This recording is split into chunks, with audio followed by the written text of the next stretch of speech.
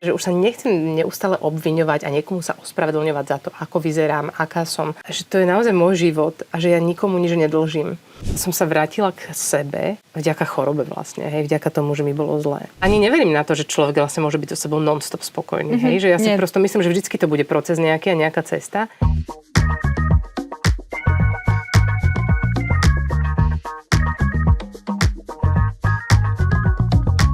V dnešnej relácii Báječný život vítame známu speváčku a veľmi obľúbenú tvár Katku Koščovú. Katka, vítame vás u nás. Ďakujem veľmi pekne, ďakujem za pozvanie. A začala by som tým, že ako by ste zhodnotili svoje aktuálne obdobie posledných mesiacov nejako jednou vetou, alebo kľudne viac. OK, jedna veta je veľmi ťažké vždy pre mňa, akože takýto task dostať. Vždy zaujíma ten nástrel, že čo človeku prvému napadne. Dobre, tak jedno slovo je, že veľa. Ale veľa všetkého, aj v tom akože dobrom, aj v tom nie úplne možno najlepšom. Ale máme veľa práce, čo je skvelé podľa mňa a veľmi sa z toho tešíme, lebo naozaj veľa koncertujeme, ale zároveň aj veľa preč od detí. Čo je zase ako keby tá taká nie úplne pozitívna stránka toho nášho povolania. A zároveň sa snažím si hľadať v tom celom veľa pokoja. Čiže keď prídeme domov napríklad po týždni, tak ja sa potom snažím naozaj nevychádzať z domu takmer vôbec. Aby som sa naozaj dostala tak do takého trošku chillu. Hej, ale v zásade si myslím, že máme veľmi pekné obdobie. A nielen posledné mesiace, ale fakt mám pocit, že posledné 3 roky sú také naozaj, že si to, aj tú prácu našu si veľmi užívam. Užívam si tvorbu, užívam si prosto aj byť doma, aj byť na cestách. Že mám pocit, že to mám tak akože za mňa celkom dobre vybalancované. No. OK. Mne ste vždy prišli ako taký, teraz veľmi preženiem, hej, taký Fénix, lebo viem, že na začiatku to bolo veľmi náročné, viem, že si začínali Superstar. Obdobie bolo náročné, vzhľad 2000 ani nehovorím na tú módu, nie vždy to bolo absolútne ideálne a lichotivé, ale hej, vtedy to bol taký boom a viem, že vy ste si prešli rôznymi obdobiami, náročnými obdobiami a teraz ste vlastne v takej, mne to aspoň príde, čo ja to pozorujem z diaľky, že také vrcholné, rozkvitnuté obdobie, ktoré, keď sa na vás pozriem, že ani že extrémne vylečenia ničoho, ale proste tak z vás ide taký kľud, a taký pokoj, že ale viem, že aj čitateľky, preto im to chceme povedať, že určite to nebolo náročné, že nám to príde také, že zrazu, že vidíme Katku Koščovú, že ako vyzerala vtedy a teraz žiari teraz, ale že viem, že bolo to veľmi náročné medzi tým, tak si to skúsme nejako priblížiť, že taká nejaká inšpirácia aj pre ostatných. Tak v prvom rade mám 44 rokov. A to už podľa mňa vek, kde už si myslím, že by sme sa mali tak nejako. Alebo ja by som si prijala, keby že to prišlo oveľa skôr. To také zmierenie sa so sebou samou. Ale myslím si, že v tej takej pomyselnej polke života, lebo však nevieme, koľko máme toho času ešte, tak s tou takou kvázi krízou stredného veku vlastne prišlo aj to poznanie, že ja tu nebudem na furt. A že vlastne ten čas, ktorý ešte mi zostáva, tak by som si chcela prosto užiť. Že už sa nechcem neustále obviňovať a niekomu sa ospravedlňovať za to, ako vyzerám, aká som. A že to je naozaj môj život a že ja nikomu nič nedlžím. A toto uvedomenie bolo veľmi, veľmi oslobodzujúce pre mňa, musím povedať. A nie je to vždy ľahké a nie vždy je to naozaj také, že keď príde zasa hejt na to, ako vyzerám, alebo prosto hejt akéhokoľvek vlastne razenia nie je príjemný, tak samozrejme, že sa ma to dotkne, ale tak nejako učím sa fakt sama so sebou vyrovnávať sa a prosto si možno aj vážiť samú seba a nejakým spôsobom sa aj mať rada asi. Takže hej, a vlastne je mi ľúto, že to neprišlo skôr, ale že to vlastne prišlo až po tej 40-ke. Lebo vlastne presne v období, že keď má človek 20 rokov a má pocit, že má pred sebou vlastne celý život, tak vtedy vlastne som bola ako keby v období, že mám pocit, že som sa ako keby najviac neznášala. Hej, alebo a samozrejme, že to bolo spojené aj s tým, ako ma vnímali ľudia a aké mali o mne predstavy a v akej škatulke som pre nich bola a čo som pre nich mala spĺňať a nesplňala som. A že tie predstavy boli rôzne a každý ma chcel mať v inej tej škatulke a ja som mala pocit, že potrebujem tie predstavy naplňať, ale že vlastne nenaplňam nič z toho a zároveň nenaplňam ani svoje vlastné predstavy. tak hej, v zásade žiť po 40-ke alebo vlastne dospieť k tomu, že nič nikomu nedlžím, je naozaj veľmi, veľmi príjemný a oslobodzujúci pocit. A prijala by som ho každému a o mnoho skôr, aby vlastne nemusel žiť v takej svojej vlastnej pásci vlastne. Ako to celé trvalo? Ako dlho to celé trvalo? A čo vlastne vám k tomu nejakým spôsobom pomohlo? Alebo čo to tak... Akože za mňa to trvalo pridlho. Akože vážne, že roky. Lenže to, čo už som vlastne hovorila aj vo viacerých rozhovoroch, že keď sa niečo zhorší, tak to si človek tak úplne nevšimne hneď. Mm-hmm. Lebo vlastne ono je to také zákerné pomalé, hej, že niečo je vám nepríjemne a tak si poviete, však to je život, nie? Však už nie som ale dieťa, nemôže byť všetko rúžové, nevidím všade proste dúhových jednorožcov a podobne. A že prosto život má všelijaké stránky. A potom sa zasa niečo na to prilepí a zasa. Ale my si na tú ťažobu toho negatívneho vlastne veľmi rýchlo zvykáme, hej. Až aspoň ja som to tak mala, hej, že vlastne sa to na mňa lepilo vlastne rokuce. A potom, keď som vlastne vyhľadala odbornú pomoc, mala som pocit, že sa konečne môžem zrazu nadýchnuť. Mala som pocit, ako keby ja to prirovnávam fakt tomu, ako keby som zhodila brutálne ťažký náklad z pliec vlastne. Alebo som to často opisovala tým spôsobom, že má človek pocit, že je v takom nejakom bahne zalepený a že vlastne sa odtiaľ nevie dostať, že nevie zdvihnúť tie končatiny odtiaľ, lebo to bahno ho stále ťaha hlbšie a hlbšie. Až nejakým spôsobom sa vám to konečne podarí a dostanete sa vlastne na to bezpečné miesto a že ten pocit tej úľavy je neopísateľný vlastne. No. A u mňa to teda naozaj súviselo s tým, že som prosto vyhľadala tú odbornú pomoc. Lebo naozaj už človek vlastne, keď mu je dlho zle, aj si na to zvykne. A to okolie to vlastne aj vníma, hej, že už to nie je v poriadku, že tento typ prežívania je už asi v takom stave, že bolo by fajn vyhľadať teda tú odbornú pomoc, alebo proste naozaj niekoho, kto by ti pomohol, tak... Ale naozaj to zákerné je na tom to, že si to človek malokedy uvedomí úplne sám. Mm-hmm. Jak sa to tak blíži postupne, a jak sa tie nánosy vlastne pridajú sa vlastne kúsok blata a zase ďalší. A my si vždy zvykneme na ten predchádzajúci. A je to, tak potom ten nádych je úplne že úžasný. A bolo to tak, že vlastne dospelo to do nejakého bodu, že nastal nejaký kľúčový bod alebo kľúčová udalosť, keď ste si to uvedomili? Alebo to bolo tak, že si dostali vlastne ten feedback z toho okolia? Tak jeden je, že ja som dostávala feedbacky z okolia, ale nebolo to pre mňa akoby dostačujúce. A vlastne až kým som... Pre mňa bolo úplne, že kľúčové boli panické ataky, ktoré u mňa začali. A ja som tým pádom nemohla spávať vôbec, čiže mala som brutálnu spánkovú depriváciu. S tým samozrejme súvisí to, že človek nevládze, je nervózny, mala som bušenie srdca a všelijaké také rôzne obsedantno-kompulzívne predstavy, myšlienky. A vďaka tým atakom, ja fakt hovorím, že vďaka tomu som vlastne vyhľadala tú odbornú pomoc. Lebo ja som vôbec nevedela, čo s tým mám robiť, absolútne. Čiže a ja som potrebovala nutne, aby sa to stoplo, aby som sa mohla aspoň vyspať, aby som sa dostala do nejakého pokoja. Takže, hej, za toto ja som veľmi, veľmi vďačná.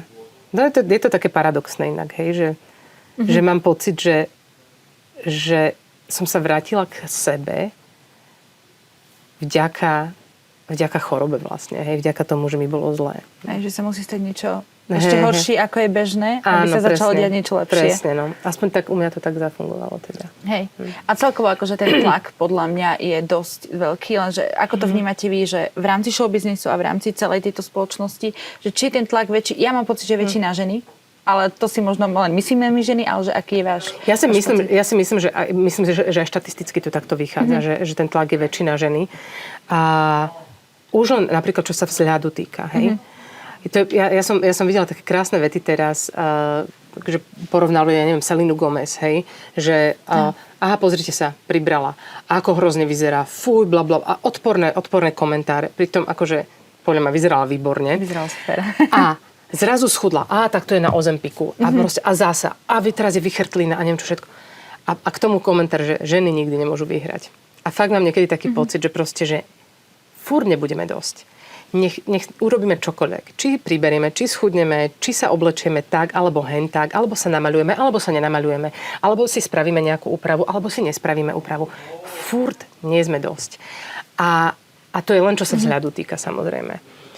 A mne príde úplne šialené, že práve tento, akože, že vzhľad má byť akože určujúci, že aký je kto človek, že vlastne ideme my komentovať vzhľad iného človeka, lebo nespadá do našej predstavy o vkuse a podobne, že ja mám pocit, že toto už fakt, že sme v roku 2026 pre pána Jana. Áno. A že to už fakt nemá miesto v žiadnej slušnej spoločnosti, ako že komentovať cudzie telo akýmkoľvek spôsobom, podľa mňa vôbec nie je v poriadku. A keď mne napríklad, ja neviem, ja som začala pridávať akože videjka, keď robím, ja neviem, ku koncertom alebo akokoľvek, s tým, že veľmi často nie som namaľovaná. A mi tam ženy píšu, preboha, že sa aspoň namaľuj. Alebo že vlastne z úcty k fanúšikom. Ja si hovorím, že ako si ja úctim fanúšika tým, že si dám, ja neviem, maskaru, alebo že si dám make-up. Alebo umelé myhalnice. Akože ja úplne tomu nerozumiem, že toto má z úctou. Ja hovorím, že ja mám pocit, že si úctim človeka tým, že sa k nemu správam slušne a láskavo a s rešpektom. Ale že to absolútne nemá nič s tým, že či ja, že vy sa cítite akože zranený alebo nahnevaný, alebo že som vás nejako napadla váš osobný priestor tým, že ja som sa nenamaľovala. Nehovoriac o tom, že som pri plnom vedomí dala to video vonku. Čiže ja viem, že som v ňom nenamaľovaná a evidentne sa cítim OK s tým, že som nenamaľovaná. Čiže a keď k tomu napíše pani ešte, že ona by to v živote nespravila svojmu mužovi, ja si myslím, že takže to mi je hrozne ľúto teda. Že mi to je naozaj veľmi ľúto, že o sebe máte takú mienku, že máte pocit, že svojmu mužovi stojíte za to iba vtedy, keď sa akože namaľujete, alebo prosto, alebo keď sa pekne upravíte, alebo veď predsa... Ano. Však to je spoločná intimita úplne aj so všetkým dobrým, aj so všetkým zlým, aj so všetkým absolútne autentickým a prirodzeným, čo proste tie naše tela aj produkujú, aj barčo, hej. Áno. Že vlastne, čiže neviem, a viete, ja vychovávam 8-ročnú dceru a vidím proste v zásade, neviem, či to bolo úplne presne tak, keď som ja bola dieťa, lebo ja mám pocit, že tie porovnávačky neboli až také silné kvôli tomu, že tie médiá iným spôsobom fungovali. Neboli sociálne siete, hej. Dnes prosto sa vytvorí nejaký trend na TikToku a decka sa do toho vlastne pustia, hej. Potom sa vytvorí nejaký ďalší na Instagrame a tie decka to jednoducho opakujú. A teraz akým spôsobom vysvetľovať mojej dcére, že veľakrát sú to filtre, alebo že vlastne, že ten ideál neexistuje, že každý máme nejakú postavu. Alebo že vlastne, keď postavíte vedľa seba 7 žien, ktoré proste majú 64 kg, každá bude vyzerať úplne inak, ale že úplne inak. A že je to v poriadku. A že toto je v poriadku. Že tie tela máme rôzne vyzeráme a že prosto naozaj sa poďme sústrediť na to, aký sme k sebe, ako sa k sebe správame, či si vieme pomôcť, či vieme byť k sebe láskaví, či vieme vytvárať bezpečný priestor pre seba. A nie tu akože riešiť, že tak ja som si kúpila akože nejaké šialene drahé handry alebo ja neviem, prosto mám ja 43 kg a ty máš 80, tak si menej? Akože máš menšiu hodnotu teraz? Ja prosto nechcem, aby moje dieťa malo pocit, že jej hodnotu určuje číslo na váhe. Áno. Akože fakt, to je pre mňa úplne, že strašidelná vec. A ja som už fakt dúfala, že už to prestalo, lebo bolo také určité obdobie, keď vlastne bolo také, že hej, že a párkrát najviac dokonca ženy si dávali robiť zadok alebo tak. A teraz sme zase sme tam a zase sa to presne, toto sa stále rieši. A to, čo ste vlastne spomenuli aj s tým make-upom, tak mne to zaráža, lebo tam presne ako ste hovorili, že nikdy človek nevyhovie, že buď je, u nás sa to hovorí, že zmaľovaná ako hostinový plagát, alebo že hej, že žiaden make-up, ale že... A väčšinou sú to ženy, podľa mňa. Že ženy sú skôr takéto, že to je na tom najsmutnejšie. Ale ja si myslím, že to je presne z toho zranenia. Že vlastne, že tie ženy, ktoré toto robia a majú potrebu vlastne takýmto spôsobom posudzovať, takže sú same zranené, že vlastne možno cítili veľký tlak na seba alebo dokonca majú pocit, že je to aj správne, že už vlastne tá spoločnosť im to takto podsunula alebo ich okolie, že je naozaj správne sa takto o seba starať a vlastne a inak chcem povedať, že je to absolútne v poriadku, že každý ako sa mu páči. Naozaj, že a ja ja nemám právo posudzovať fakt ani nikoho, aj keď sa bavíme, ja neviem, o úpravách, niekto si to proste, ja neznášam, keď niekto, aj keď ja som nastavená tak, že ja to, nemám potrebu to robiť, žiadne úpravy, ale podľa mňa ma to nejako nevyvyšuje nad ženami, ktoré to urobia. Absolútne nič, to nehovorí ani o mojej hodnote, ani o ich hodnote. A nehovoriac o tom teda, že keď počúvam, ako sa, akože tie prírodzené ženy, ktoré že sa nemaľujeme alebo nemaľujú, sa idú vysmievať ženám, ktoré si idú spraviť nejakú úpravu, tak to mi príde ako, že to je tiež strašné. Akože idem sa aj vysmievať niekomu, prosto, že to je hejt z druhej strany. Akože v čom sme lepší potom? Takže úplne každý nech to robí podľa svojho najlepšieho svedomia, vedomia a každý nech sa o seba stará najlepšie ako vie a hlavne, že nech sa stará o seba, ale nie o iných ľudí. Áno. A o ich životy, lebo ja naozaj neovplyvňujem. Môj vzhľad nejakým spôsobom neovplyvňuje iného človeka. Akože fakt nie. Ale to, či som k nemu milá, alebo som k nemu odporná, to nejakým spôsobom ovplyvňuje to okolie. Ale chce sa veľa seba zaprenia. Akože aj keď človek na sebe pracuje, že sa ho tie komentáre nebudú dotýkať.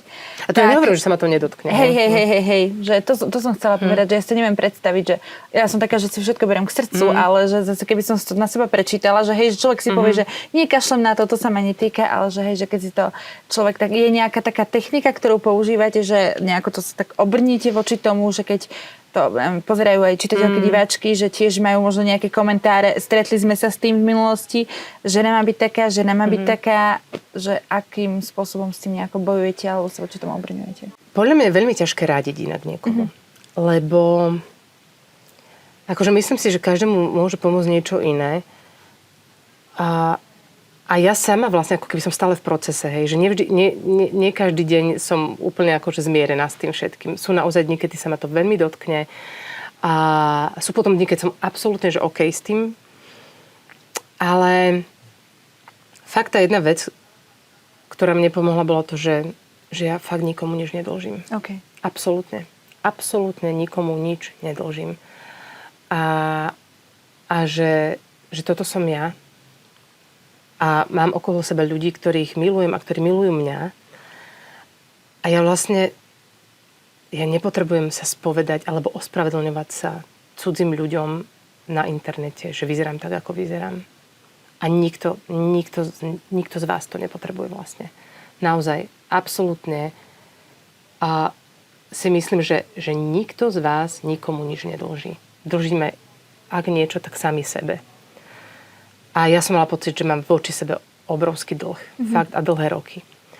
Takže toto pomohlo mne, ale ako vravím, že furt je to proces. Hej? Že nie je to. Teraz som sa dostala do toho bodu a už budem akože teraz do konca života vyčilovaná, spokojná. To tak prosto nefunguje absolútne. Áno. A ja sa zobudím hocikedy a poviem si, že bože, jak príšerne vyzerám. Že je mine, že už som stará a neviem čo všetko. A potom mám také dni, keď si poviem, že jak mi je dobre so sebou. Okay. Úplne presne také, aká som. A úplne, že ja ani neverím na to, že človek vlastne môže byť so sebou non-stop spokojný. Hej? Že ja si prosto myslím, že vždycky to bude proces nejaký a nejaká cesta. Ale že fakt sa dostať do toho bodu, že nikomu nič nedlžíte. Fakt nikomu. Ani manželovi, ani mame, ani babke, ani prosto fakt nikomu. Že akože vzhľad, vážne. Že toto, akože budeme naše deti učiť, že prosto máme byť k sebe úprimný, dobrý, láskavý, že máme byť šľachetný, že máme byť spravodlivý a neviem čo všetko. A budeme dookola rozprávať všetky tie pekné morálne a mravné pravdy. A potom vlastne ich ideme porovnávať s niekým a ideme porovnávať proste, ako kto vyzerá. Fakt. A pozrieme sa na... Ja sa inak hrozne napríklad teším z toho, aké rozprávky dnes vznikajú. Že ak to boli kedysi tie disneyovské princezničky, ktoré mali takýto pás, úplne tie krásne, všetky boli krásne. A do všetkých sa na prvý pohľad zaľúbil princ. Na prvý pohľad, samozrejme, hej. Čiže keby bola proste silnejšia v tom páse a keby bola menej akože klasicky pekná, tak sa do nej asi nezaľúbi. A to je to, čo nám je vlastne vkladané, ako keby úplne odmala, že keď si krásna, tak si ľúbená. A to je podľa mňa hrozné. Ja si naozaj myslím, že toto je hrozné. A preto sa teším z toho, že aké nové rozprávky vznikajú dnes a že nie všetky tie hlavné hrdinky sú prvoplánové krásky, nie všetky, prosto niektoré sú naozaj, že také malé paskudy vyslovene, ale odvážne sú a to, že sú odvážne, a že fakt, že sú nebojacné a že v sebe majú tu takú, akože, tak vysoko, ako v rámci morálky majú spravodlivosť a dobro a tak to sa mi ráta teraz, že to sú dobré vzory pre dnešné dievčatá. Okay. Keď sme už prejdeme teraz trošku k rodine, s partnerom ste veľmi, mne to prípada na pohľad, že veľmi také harmonické, aj sme sa už raz tak stretli pri jednom rozhovore a bolo to veľmi, veľmi dobre, ste na mne pôsobili, tak ešte to predstavme, že ako to vlastne funguje medzi vami, taká tá chémia, nie je taká tá, že áno, že máme sa dobre, sme super, ale také niečo také ľudské, povedzme, z toho vášho zákulisia, čo teda môžeme povedať, čo vám je príjemné. Že ako tak my sa poznáme hlavne od nejakých 12 rokov. My sme spolu chodili na scouting a dlhé roky sme boli fakt, že najlepší kamoši. A ja som to za do okolností hovorila pred hodinou v jednom rozhovore, ale naozaj, že my sme sa dávali sme sa dokopy a rozchádzali sme sa na fázy. Až vlastne, keď som mala 24, sme sa dali už tak akože dokopy, že naozaj. A medzi tým on mal taký dlhodobý vzťah. A ja som mala niekoľko vzťahov, ale furt sme sa tak nejako akože vracali sami k sebe. A ja som si stále hovorila, že predsa však nemôžem byť s najlepším kamošom, že proste ešte musí prísť niečo iné. A nakoniec som zistila, že najlepšie je byť s najlepším kamošom. No. Takže aj sa ma často pýtajú ľudia, že vlastne, že či nemáme ponorku, keďže my spolu aj pracujeme. Hej, môj muž je aj môjim manažerom, čiže my sme non-stop spolu aj na cestách, aj doma sme spolu. Ale tým, že napríklad keď sme doma, ono to je také paradoxné, že my sme spolu oveľa viacej, keď sme spolu na cestách. Lebo keď sme doma, tak každý potrebujeme svoj priestor. Čiže on si ide niečo majstrovať, on prosto sa napríklad stará o záhradu a podobne a ja si niekde zavriem s knihou. On potrebuje svoje ticho, ja potrebujem svoje ticho. A potom, keď sadneme do auta, tak vlastne prebieha ako keby celý ten život. A potom presne na cestách, na všetkých koncertoch. A je to naozaj zaujímavé. Budúci rok to bude 20 rokov. Wow. Takto. A my sme vlastne zistili, že my sme fakt nemali ponorku ešte. Samozrejme, že bývajú prosto momenty, keď sa aj pohádame, keď sa proste úplne, že aj veľmi pohádame. Už sa to musím povedať, že dlho nestalo. A podľa mňa to súvisí aj s tým, že ja som sa upokojila. Okay. Že ja som vlastne naozaj, vtedy, keď mi nebolo zlé, tak ja som vyslovene vyhľadávala konflikty. A myslím si, že to bolo veľmi ťažké so mnou v tej dobe. A keď sa tak teraz na to akoby spätne pozriem, tak nejako, že tak sa snažíme to pozrieť empaticky, že jak to môj muž vlastne zvládal všetko, tak pre mňa je to úplne neuveriteľné, že vlastne bol mi brutálnou oporou aj v tých veľmi ťažkých časoch, aj keď som ja bola fakt, že enormne nepríjemná. A hej, že toto je úplne že obdivuhodné v tomto. Mne to príde ako, že keď to tak opisujete, tak mne to príde ako keby človek v tom období nejako z vašej strany, že ako keby, možno sa milím, že testoval, že či ten človek vydrží, ustojí aj to najhoršie. Hej, a ono je to podvedome úplne tak. Je to presne podvedome, to také akože krík po láske. A že či ma tí ľudia ľúbia no matter what. Hej? Akože naozaj, že či ma tí ľudia ľúbia aj napriek tomu, že budem zlá a budem proste odporná. Ale pritom vy to nemáte zadefinované v tej chvíli, keď sa to deje. Že to, až keď si zreflektujete neskôr, tak vám dôjde, že prečo ste tie veci robili. Hej? Takže to je... hej, no. Akože v tomto je to veľmi silné. Takže... Hej, po 20 rokoch vlastne ešte stále neprišla žiadna ponorka. A nehovoriac o tom, že vlastne my sme tých 20 rokov spolu na tých cestách aj s mojím klaviristom Danom Špinerom. Čiže my to voláme, že to je náš manželský trojuholník, že takto vlastne spolu cestujeme celý čas. A že nás to prosto ohromne baví. A hlavne nehovorím, že po covide vlastne mi došlo, ako veľmi mi vlastne aj chýbali koncerty a pódia a že ma to začalo ako keby nanovo baviť. Ja som to už spomínala niekde, že mám pocit, že som sa nanovo zamilovala do svojej práce. Takže hej, ja mám pocit, že naozaj také pekné obdobie mám už tak, že dlho trvá, tak si ho tak chránim a tak si to tak strážim celé, lebo viem, ako dlho som sa mala zle. A aké to je vzácne, a aké je to krehké hlavne, že ako človek vlastne to všetko môže ako keby prísť. No. Áno. A pritom ja hovorím o veciach ako úplne bežných ľudských. dennodenných, hej, že vlastne ja nemám dobré obdobie kvôli tomu, že cestujem na drahé exotické dovolenky, alebo som si dovolila kúpiť si nejaký šperk, alebo prosto nejaký drahý kus oblečenia. To absolútne nejakým spôsobom nefiguruje v tom, že či som ja šťastná, alebo nie. Takže to sú naozaj také tie veci, že byť aj rád sám so sebou a prosto byť opäť rád s ľuďmi. Byť na seba dobrý. A byť dobrý aj na seba, hej, presne. Hej. Presne. Tam to začína, no. Áno. Spomenuli ste tú prácu, takže čo máme teraz také aktuálne? Tak, akože my veľa koncertujeme, naozaj posledné 3 roky máme tak strašne veľa koncertov, že môj muž povedal, že potrebuje zvolniť, lebo že je pred vyhorením trošku. A my s Danom sme zase totálne vyfičaní úplne. Čiže my sme hrali naozaj, že predminulý rok sme mali 157 koncertov, čo je akože úplne, že najviac zatiaľ. Tak minulý rok sa nám podarilo to stiahnuť na 143, ale môj muž povedal, že akože 100 je taká, že nepríde o zdravie. Takže tento rok vidím, že trošku sa ako keby to zvolnilo, akože v zásade z našej vôle. Ale uvidíme, že koľko nakoniec toho bude do konca roka, lebo v zásade akože koncertujeme veľa a pravidelne. A do toho vlastne chystáme 2 nové projekty. Jeden je vlastne s Michalom Horáčkom, sme súčasťou jeho nového projektu Pozemský prach a Boží dech. A to sa vlastne koncertovať sa bude v Českej republike.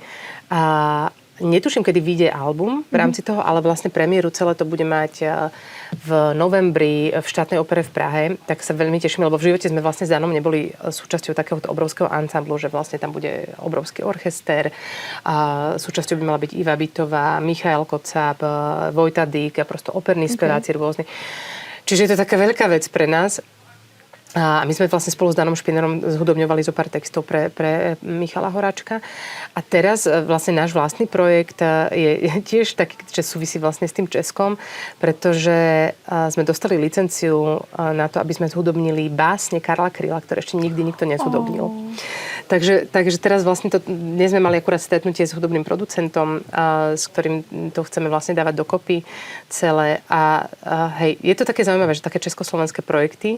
Ale ja sa v zásade, my sme obaja vlastne s Danom, my sme deti Československa ešte, hej, takže nám je to veľmi blízke, aj ten jazyk je nám veľmi blízky a tešíme sa na to. No. A hlavne ten Karel Kryl je pre nás taký veľmi, veľmi špecifický v tom, že naozaj, že tie básne ešte neboli zhudobnené. A ešte vlastne to nie je taký typický Karel Kryl, akého poznáme, že vlastne že iba angažované tie texty, ale naozaj to boli básne, ktoré písal ženám, ktoré miloval. Takže veľakrát ide o takú intimnú lyriku. No a ešte máme pred sebou takú vec, že ono by to mali byť duety, tie básne, lebo každá básne sa skladá z otázky ženy a z odpovede muža. Okay. Takže ideme zháňať teraz českých kolegov, ktorí vlastne do tohto s nami pôjdu. Takže sme momentálne v takej, akože vyslovene, že pracovná fáza a aj sme plní očakávaní, lebo nevieme, kto nám na to každý kývne. Či budú súhlasiť všetci, ktorých sme si my predstavili a je možné, že nie. Takže je to také, no, že aj také očakávania máme v sebe, že čo z toho bude. No, tak dúfam, že sa nám to podarí nejako. My by sme to radi vydali do konca roka, tohto Karla Kryla, ale uvidíme, že ako sa nám bude dariť po všetkých tých stránkach, lebo nie je to len o nás. Že my sme vlastne už ako keby my sme už nahrali si tú svoju časť a teraz čakáme, že aké budú reakcie na to od tých kolegov, že či sa budú chcieť do toho zapojiť. No, uvidíme. Dúfam, že budeme držať palce. Ďakujem veľmi pekne. Ďakujem. Ešte som sa chcela spýtať na to, že ako vlastne práca a rodina a my matky to vnímame inak. Ja veľmi nerada generalizujem, áno, že muži a ženy, neznášam to robiť, ale že ako to človek vníma z vášho pohľadu, že ako sa dá spojiť a ako hlavne mentálne nejako spracovať. Ja to tiež nemám inak rada a musím povedať, že presne, že mám pocit, že o tomto viacej ešte uvažuje môj muž v našej rodine. Presne, preto nerada generalizujem. A že on ma častejšie upozorňuje na to, že sme veľa z domu. A je to, no nie je to ľahké. Akože fakt, že musíme sa aj my učiť balansovať. Aj v zásade aj to je to, prečo sme sa rozhodli, že tých koncertov musíme akože z nich trošku ubrať. Lebo mám pocit, že tie decká naozaj potrebujú ten svoj priestor. Vždy vlastne, keď odchádzame, tak idú k babke. A potom, keď sme preč aj cez víkend, tak vlastne druhá babka príde k nám na víkend, aby boli doma vo svojom aspoň. Ale nie je to prosto jednoduché, hej, to klbiť dohromady. A ja vidím, že im prosto chýbame. A vidím, že proste napríklad hlavne Anička je taká, že keď potom prídeme domov, že proste ona úplne je taká, že chce byť s nami iba a nasaturovať si tú našu blízkosť vlastne. Takže je to, lebo ono je to tak, že že podľa mňa sa možno ľuďom z práce, ktorí až tak nemajú radi napríklad možno tú svoju prácu, tak sa im ľahko akoby vracia domov, alebo ľahšie. Ale ja potrebujeme nájsť balans medzi tým, že ľúbim rodinu a medzi tým, že ľúbim aj tú svoju prácu. A že naozaj, že si užívam to ako keby to oboje. A v tomto balansovať je také, že občas ťažké. A fakt, ja som veľmi vďačná za to, že máme babky, ktoré sú úplne skvelé a ochotné hlavne, lebo viem, že to nie je samozrejmosť vôbec, že naozaj, že celé dni sú s tými našimi deťmi niekedy. Takže hej, je to také, že ja mám pocit, že každý rok sa učíme na novo v tom nejakým spôsobom akože fungovať. A teraz sme sa rozprávali presne s Aničkou, ja hovorím, že Ani, počúvaj, lebo ona, že nájdete si inú prácu. A ja hovorím, že Anuška, vieš čo, ale ja ľúbim tú svoju prácu, vieš, že ľúbim teba a ľúbim aj tú svoju prácu a že že ja nechcem inú prácu, to je jedna vec. Ja potrebujem, aby tie moje deti vedeli, že mám rada svoju robotu. A druhá vec je ale, že vieš, že napríklad my sme celé leto spolu, lebo my nie sme festivalová kapela, hej, že my naozaj, my tým, že hráme prosto veľakrát tie balady a také skôr melancholické skladby, tak my sa prosto nehodíme na jarmoky a na také, čiže my naozaj leto máme takmer celé vyčlenené pre rodinu. A veľa cestujeme a sme veľa spolu a to som sa aj snažila vysvetliť, že predstav si, že by som bola normálne zamestnaná a že mám nejaké 2-3 týždne dovolenky teraz akože v rámci leta. A čo vidím, že mnohí ľudia majú fakt, že 2 týždne napríklad dovolenky v rámci leta, aby proste mali ešte nejakú dovolenku počas roka. Tak ja hovorím, Anička, že vy by ste museli byť s babkami o mnoho viacej. Ani by ste neboli doma, lebo vlastne by sme neboli doma ani my by sme prosto ráno išli do práce, prišli by sme niekedy proste podvečer a tak by to jednoducho akože fungovalo. A tak môžeme byť napríklad celé leto spolu a môžeme ho precestovať, alebo môžeme byť aj doma. A že, hej, ale vlastne to vnímanie času u tých detí je úplne iné, ako ho máme my. Takže ja jej rozumiem a že ona si nevie predstaviť tie 2 mesiace úplne, že ako dlho trvajú a akým spôsobom to vlastne prebieha celé. Ale hej nie je to ľahké. Tak. Áno. A ešte by som sa tak k záveru vrátila, lebo určite toto si nemôžeme vynechať, lebo to určite každého bude zaujímať. Aspoň mne to tak prišlo, keď si bola ešte superstar, tak ono vždy, keď sú takéto show, tak mne to prípada, že všetci sú tam strašne super kamaráti, že oni sú tam ako rodina a potom začne vyplávať, že hej, že ono tam bol aj stres a že nebolo to, že úplne ideálne a že tí ľudia sa v nejakom tom svojom váku snažia vlastne spolu fungovať a že ako to teda bolo, by ma veľmi zaujímalo. Akože ja si naozaj myslím, že nám bolo úprimne spolu dobre. Okay. Všetkým. Fakt. Že to bolo neviem, či to bolo určite nie sme všetci ľudia, ktorí by keby sme na seba natrafili náhodne, tak nemyslím si, že by sme boli nejakí že najlepší kamoši. Ale v tom, ako sme fungovali spolu, aj v tom, ako sme mali veľmi dobrú produkciu, ktorá naozaj sa o nás veľmi pekne starala, tak ja mám pocit, že fakt sme spolu vychádzali výborne. A že nám bolo pekne spolu a že sme si to v zásade užívali a zároveň my sme vždycky revali potom, keď niekto vypadol. A furt všetci boli z toho, že prečo tu revu, že to proste... Lenže to je naozaj, to bol taký stres každý ten týždeň. A že vlastne on sa ako keby presne vyplavil vždycky po tom rozhodnutí. Že to bola taká nejaká obranná reakcia nás všetkých. A nemyslím si, že v tom bolo niečo predstierané, že naozaj si prosto myslím, že to bola skôr také tie slzy úľavy veľakrát, hej. A potom niekedy nám aj naozaj vypadol niekto, kto nám bol že extrémne blízky, takže to bolo aj prirodzené. Ale ja chcem povedať to, že si myslím, že aj na tom, že ako sme sa vlastne stretávali aj počas toho, keď niekto vypadol. Že proste hoci kedy prišiel cez ten týždeň a boli sme tam spolu na tom hoteli ďalej. Že to nebolo, že sa ten človek zrazu odstrihol a nič sme už o ňom nevedeli.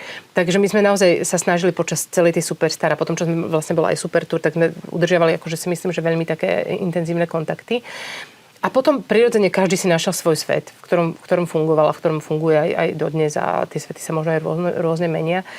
A niektoré vzťahy pretrvali a niektoré prosto tiež tak prirodzene ako keby možno aj zanikli, alebo že si kývneme, ale myslím si, že naozaj, že tam to nebolo akoby hrané v tej dobe. My si myslím, že ani sme nevedeli to hrať, lebo my sme boli prví.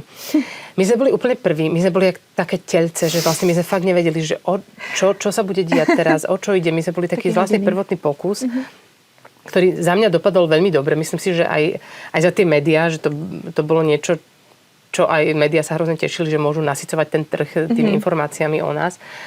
Ale fakt si myslím, že to bolo veľmi, veľmi fajn, naozaj.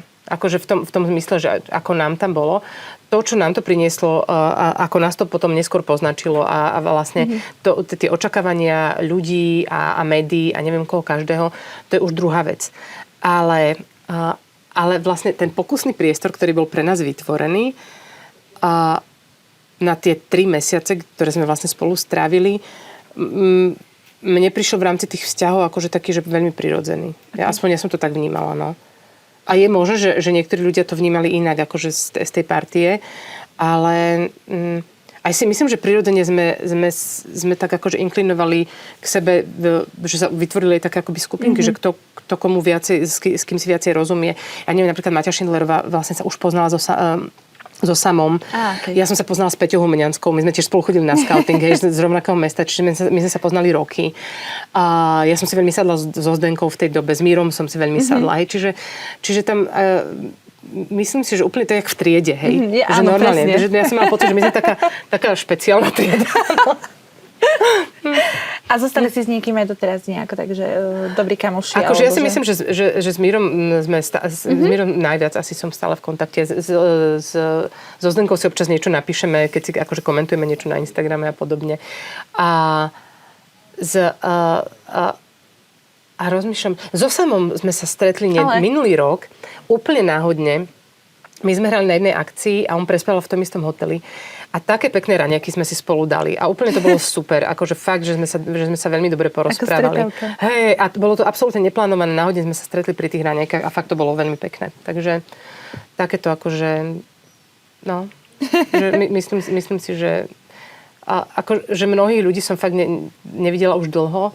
Ale Peťa prirodzene, hej, lebo to sa fakt poznáme už roky, tak jak Maťa so Samom. Takže to je také prirodzené, že keď sa stretneme aj doma, my sa aj rodičia sa poznajú a tak, takže hej, no, špeciálna trieda. OK, posledná otázka v spojitosti s touto super skúsenosťou v živote. Keby vaša dcéra sa niekedy uvažovala, že by sa vrátilo Superstar a podobne, čo by ste a to povedali, aká bola reakcia, keď povedala, že áno, mami, idem do toho. S tým nadhľadom, čo máme po všetkých tých rokoch. No, ja hlavne neviem, ako to prebieha úplne teraz. Myslím si, že to nie je už také... jednak si myslím, že nie je taký obrovský tlak na tých ľudí, ako bol na nás. A myslím si, že tie médiá sú trošku inak už dneska nastavené, aj v rámci toho komentovania vzhľadu, povedzme. Ale... Aj tak by som veľmi zvážovala, že jednak podľa toho, koľko by mala rokov, hej? Lebo môžem povedať, mami, ja sa ťa už nepotrebujem pýtať, hej, a ide tam ako dospelý človek. Ale keby mala, ja neviem, 16 rokov napríklad, tak neviem, či by som asi by som ju od toho odhovárala v tom zmysle, že a podľa mňa je veľmi fajn, keď už tam ide človek, ktorý je trošku pripravený na to, čo sa deje a napríklad má predstavu o tom, čomu sa chce venovať. Že keď má človek 16 rokov, a fakt má napríklad, akože, lebo sú také osobnosti, že sú veľmi vyprofilovaní tí ľudia už takto skoro a zároveň napríklad vedia, akú hudbu by chceli tvoriť, alebo už tam idú s tým, že majú vytvorenú nejakú vlastnú hudbu. A keď napríklad vyhrajú to, tak už idú s tým, že áno, toto je album, ktorý ja som si už pripravila doma a chcem tento vydať. Hej. A my sme fakt boli také, že teliatka v tomto. Musela som vydať album do 2 mesiacov po tom, čo skončila Superstar. A ja som netvorila dovtedy hudbu, hej. Okay. Čiže vlastne pre mňa to zrazu bolo také, že OK, idem vydať album, ale že čo vlastne, hej. Aha. Čiže myslím si, že dnes uvažujú aj tí súťažiaci iným spôsobom, hej. Čo je veľmi fajn. Že asi idú do tej show o dosť pripravenejší. A to by som, ak by som mala súhlasiť s takým niečím, tak by som chcela vidieť, že naozaj, že je pripravená na to. A že aj ona má tú silu napríklad to zvládnuť. Hej? Lebo fakt to s niekým môže akože brutálnym spôsobom zakývať a nie úplne pozitívnym smerom. Takže strašne záleží na tom veku, podľa mňa. Jasné. Fakt veľmi, veľmi. No. Nemám vôbec jednoznačnú odpoveď na toto. OK, dobre, super. A už sa blížime k záveru, tak sme vám ešte chceli dať z našej redakcie tento darček. Áno. Že sa vám bude páčiť. Je to taká drobnosť, je to naozaj drobnosť. Ale Je tam taká dobre. šálečka. Lebo ja som normálne rozmýšľala, že či si tam nedali moju tvár, alebo niečo. Ďakujem, ďakujem, to je veľmi pekné. Ďakujem, báječný život, áno. Nie vôbec za čo. A to tak ja prajem teda vám všetkým báječný život, ale teda, aby sme nemali pocit, že báječný život je len taký, ktorý je vyňuňkaný, lebo ja si osobne myslím, že k báječnému životu prosto patrí všetko. Akože celá škála, aj emócií, aj prosto aj tie pády, aj tie výstupy. A že to je absolútne prirodzené a že tak to nejako to má byť. A nie je podľa mňa úplne v poriadku hovoriť ľuďom, že musia byť iba šťastní a ukazovať im iba tú šťastnú tvár, s ktorými, ja neviem, oni sa potom na tých sociálnych sieťach vlastne porovnávajú rôzne. Ja si myslím, že báječný život môže mať každý úplne u seba doma, vo všetkých tých maličkostiach a drobnostiach, lebo ja si to fakt uvedomujem, čím som staršia, že je to o tom, no. Tak. A presne taký báječný život prejme vám. A ďakujeme veľmi krásne za návštevu aj za rozhovor. Ďakujem krásne aj ja. Dovidenia.